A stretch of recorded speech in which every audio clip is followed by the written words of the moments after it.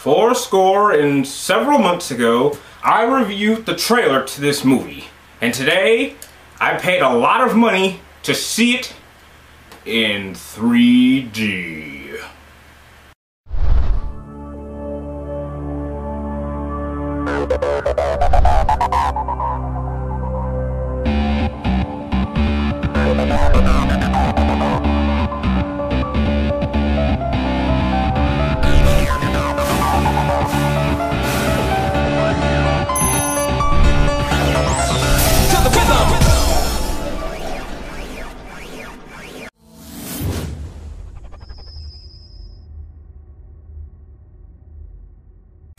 Do not, I repeat, do not go see this in 3D. I paid $14.50 to see this movie. Now I can understand exactly how Avengers made its money. But you don't believe me that I did? Look at this. Sorry about the fuzziness. I'm hoping for this camera to adjust in a few seconds. There it is. Abraham 3D. $14.50. Just trust me. It's not bad 3D. It's just, it doesn't add anything new. It's nothing we haven't already seen before.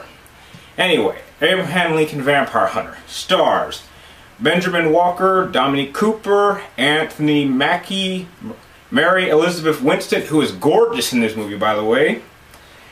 And basically, it pretty much tells the legend or the story of Abraham Lincoln by kind of throwing a little bit of a vampire mix into it.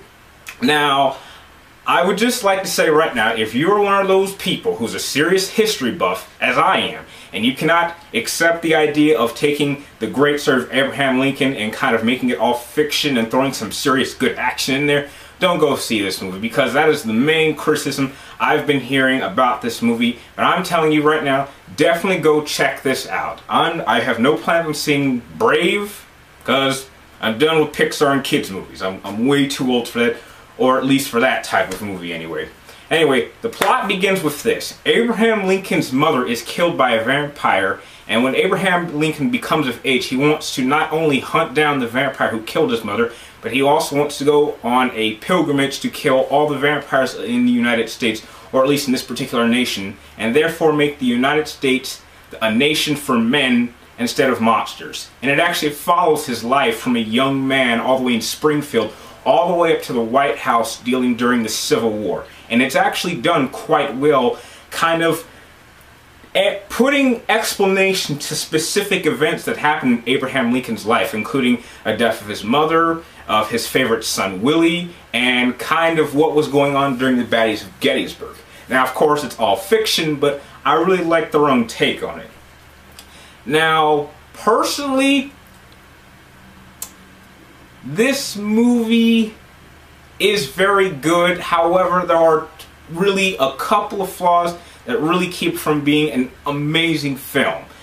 For one, there are two action scenes that take place during the movie. One happens at the end and one happens at the beginning. One deals with dust and one deals with smoke, and at times, especially in 3D, it's really hard to tell what's CG and what is actual live action actors, and that can get a little annoying at times. Also, with every great hero in a movie, you have to have an equally great villain, and I just didn't feel like the villain in this movie was developed enough. There's only like one line or one scene of dialogue in which we kind of get his backstory, and he basically explains how he's seen how mankind has slaved itself somehow, and he simply wants his people of vampires to have a nation of their own. He'll do anything it takes to do it. And I guess another flaw is the ending is a bit anticlimactic, especially with a final clash between Mary Todd, or Mary Lincoln when she gets married, and another vampire, but you'll see it if you'll know what I'm talking about when you go see it. Anyway, I really enjoyed this movie. Definitely go check it out. I was even on the verge of putting it as number 3, or at least tying with my number 3 movie of this year, but due to these flaws and the fact that I had to pay $14.50 to see this, it just kind of brought it down. I would definitely say it's probably my number 4 movie of this year and almost hit the list.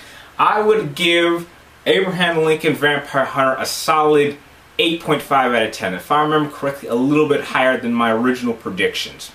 Oh, and as a major plus, it wasn't a total waste paying $14.50 to see this in 3D because this was a private viewing for me. And I mean really private.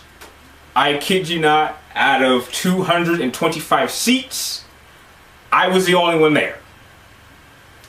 Please comment down below if that's ever happened to you. This is the second time this has happened to me. I'm not sure if that's a good sign.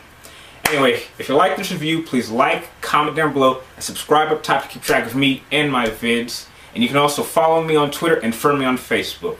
Thank you for watching, and I'll see you next time.